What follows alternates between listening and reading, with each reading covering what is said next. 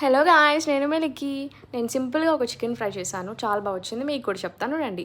చికెన్లో కారం, ఉప్పు, పెరుగు అండ్ టర్మరిక్ పౌడర్, నిమ్మకాయ స్వీట్స్ వేసుకుని అల్లం వెల్లుల్లి పేస్ట్ అండ్ బిర్యానీ ఆకులు వేసుకుని, ఇది ఫ్లేవర్ కోసం ఆప్షనల్ అనమాట. మంచిగా మిక్స్ చేసుకుని ఉడికించుకోండి ఒక స్టవ్ మీద. అంతలోపు ఆనియన్స్, చిల్లీస్, కొంచెం టర్మరిక్ పౌడర్ వేసి ఆయిల్లో మంచిగా ఫ్రై చేసుకోండి. తర్వాత అల్లం వెల్లుల్లి పేస్ట్ కూడా వేసుకొని గోల్డెన్ బ్రౌన్ కలర్లోకి వచ్చే వరకు ఫ్రై చేసుకోండి.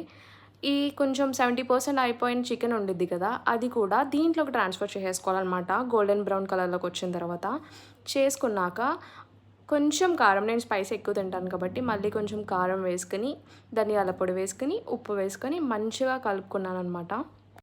అసలుకే వాటర్ పోయొద్దు, ఓన్లీ చికెన్లో ఉన్న వాటర్ మొత్తం ఎవాపరేట్ అయిపోయి దగ్గర పడింది అనగా చికెన్ మసాలా వేసుకుని కొత్తిమీర వేసుకున్నారంటే అంతే, మన స్పైసియస్ట్ చికెన్ ఫ్రై రెడీ అయిపోయింది.